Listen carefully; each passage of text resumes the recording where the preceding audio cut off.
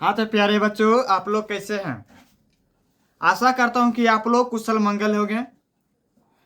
तो कल देखे थे, संख्याओं के बारे में पढ़े हैं। उसके बाद आज संख्या लेकर आए हैं। कल 3 संख्या तक पढ़ लिए थे, आज चौथा से लेकर आए हैं सम संख्या। इसको इंग्लिश में बोलते हैं इवन नंबर। तो वैसी प्रकृत संख्याएं जो 2 से पूर्णतः विभाजित हो जाए उस संख्या को कहते हैं सम संख्या। वैसी प्रकृत संख्याएं जो 2 से पूर्णतः विभाजित हो जाए उस संख्या को कहते हैं प्रकृत संख्या। जैसे 2, 4, 6, 8, 10, 12, 14, 20, 18 इसमें सब कुछ सम संख्या है। इसमें 2 से कटने वाला है। अब आते हैं स्टार मार के। सबसे छोटी या तो प्रथम, सबसे छोटी या तो प्रथम सम संख्या 2 होता है। प्रथम कह के मतलब सबसे आगे वाला, या तो उसको सबसे छोटी बोल सकते हैं। उस संख्या को क्या नाम है? 2। अब आते हैं सबसे बड़ी सम संख्या।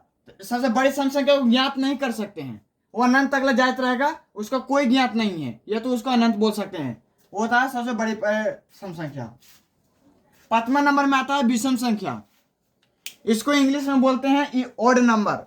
विषम संख्या को कहते हैं इंग्लिश में ओड नंबर। तो वैसी प्रकृत संख्याएं जो 2 से पूर्णतः विभाजित ना हो उसे कहते हैं विषम संख्या। जैसे में 1, 3, 5, 7, 9, 11, 13, 15 इसे डॉट डॉट इत्यादि।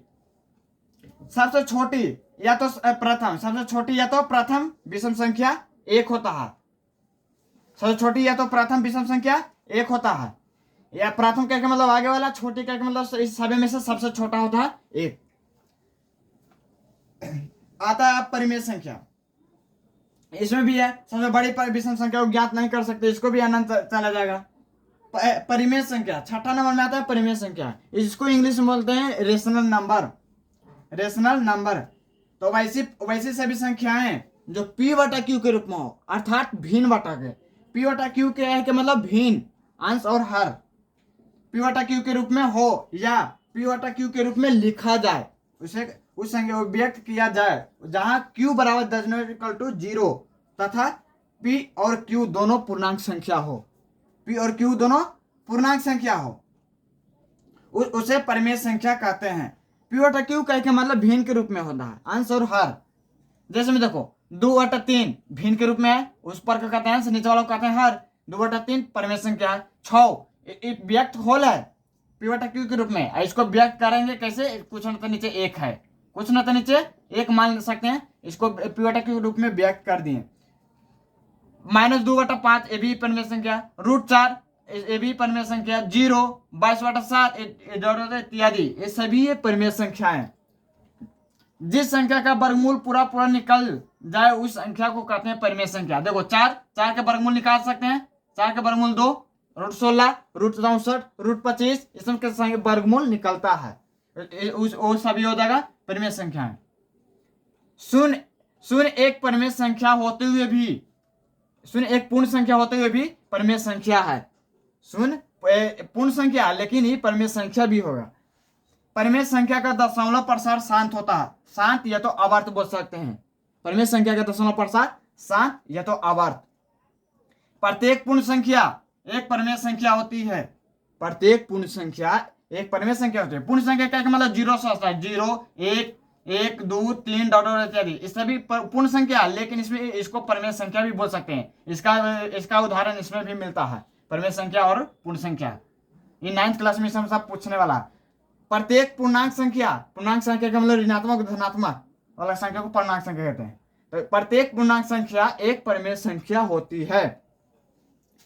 ऐसा समझ गया। अब आते हैं अपरिमेय संख्या में। इसको इंग्लिश में कहते हैं इरेशनल नंबर। वैसी प्रकृत संख्या जो p बटा q के रूप में नहीं लिखी जा सके उसे कहते हैं अपरिमेय संख्या। नहीं लिखी जा सके उसे अपरिमेय संख्या, अर्थात जिस संख्या का वर्गमूल पूरा पूरा नहीं निकलता है उसे अपरिमेय संख्या कहते हैं। जैसे में √6, इसको वर्गमूल निकलता है लेकिन पूरा पूरा नहीं निकलता है। पाई भी एक अपरिमेय संख्या है। 2√3 ये इत्यादि रूट के अंदर है, ये हो गया अपरिमेय संख्या। अपरिमेय संख्या का दशमलव प्रसार या तो दशमलव रूप अशांत होता है। इसको या तो कह सकते हैं अनावर्त होता है। पाई एक अपरिमेय संख्या है, जबकि 22 इसका मान 22/7 होता है, वो परिमेय संख्या है। ध्यान देना, पाई एक अपरिमेय संख्या है, लेकिन इसका पाई का मान होता है 22/7, जो परिमेय संख्या है। तो आशा करता हूं कि आप लोग का यह वीडियो अच्छी तरह से समझ में आ चुकी होगी। तो अगले वीडियो के लिए इंतजार करें, अगले नेक्स्ट वीडियो में। आज के लिए इतना ही। Thank you.